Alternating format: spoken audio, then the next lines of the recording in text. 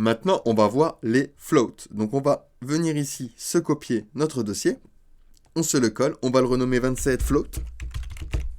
Nickel. On va venir s'ouvrir ici, du coup, l'index et le style. Dans le style, CTRL A, on efface tout. Dans l'index, on va également tout s'effacer. Clic droit, Open with Live Server pour se l'ouvrir en local. Parfait. Et ici, au niveau du HTML, on va se faire une div.compte. Et à l'intérieur, on va se faire une div.box.box $x2. Hop, comme ça, j'ai deux box avec div, avec la classe box et box 1, box 2. Et ensuite, je vais venir me rajouter ici un P avec un lorem 10. Hop, parfait. Je viens au niveau de mon style CSS et on va voir du coup un module de positionnement qui existe depuis très longtemps avec CSS, c'est les floats, qui sert à faire flotter des éléments. Donc ici, je vais commencer par prendre mon compte. Je vais lui donner une width de 100%. Je vais lui donner une height de 300 pixels et un background salmon. Hop et hop, nickel.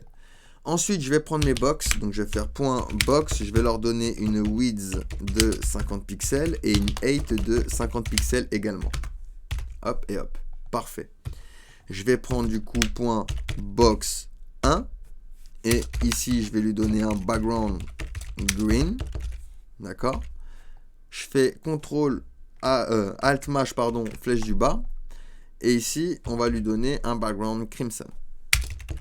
Hop et hop. Donc, j'ai bien ici mes deux petites box, d'accord? Et ici, dans la box 1, je vais faire float left. Donc, il va sortir du flux et puis il va aller flotter du coup à gauche, d'accord? Vous voyez, il est sorti du flux, il est parti à gauche. Et puis, ma box 2 s'est retrouvée du coup en dessous, d'accord? Et pour la box 2, je vais lui dire float right. Donc, on peut faire left ou right, d'accord? Hop, et regardez, il est parti du coup flotter à droite. Quand on utilise float, il sort du flux. D'accord, il sort du flux et il va se positionner. Donc, on a accès à un nouveau contexte d'empilement également comme position. D'accord, donc c'est float qui existe depuis très longtemps. Et admettons si je veux que mon P ici, il aille en bas car je veux par exemple toute la largeur ici. Eh bien, je vais utiliser clear qui va pousser tous les éléments en dessous. D'accord, donc il va pousser mon élément en dessous.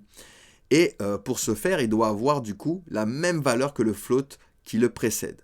Donc le P ici, il est après ma box 2 et ma box 2 elle a float right. Donc je vais faire clear right.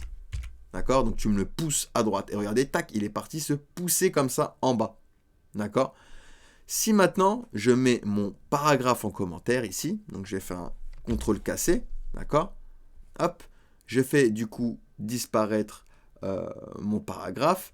On peut avoir ici un bug. Un bug, d'accord, donc le bug qu'on appelle le bug des floats, ça veut dire qu'il ne va pas trouver la hauteur. D'accord, il ne va pas trouver la hauteur du coup du parent.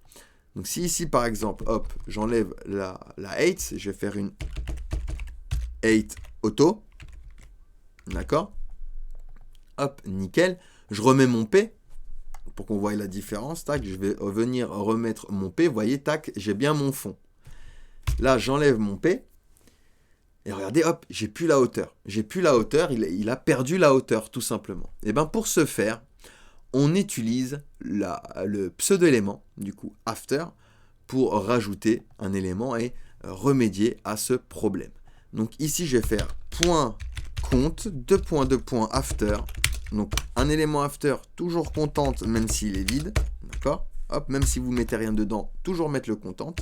Display .block. Et ici, du coup, je vais faire clear boss, comme ceci. Tac. Et regardez, là, j'ai retrouvé, du coup, la hauteur. D'accord ? Clear boss pour pouvoir, du coup, nous pousser nos éléments. Et du coup, on va pouvoir, du coup, retrouver la hauteur et remédier, du coup, à ce petit bug. Et il y a quelque chose de très intéressant du coup avec float, c'est que ici par exemple je peux prendre box 1 et je peux lui donner de la margin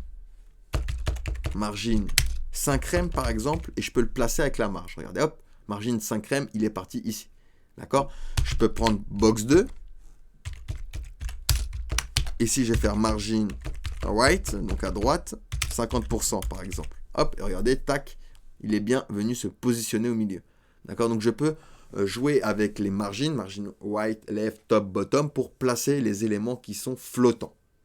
Donc voilà pour float. Posez-moi des questions si vous en avez, sinon on passe à la suite.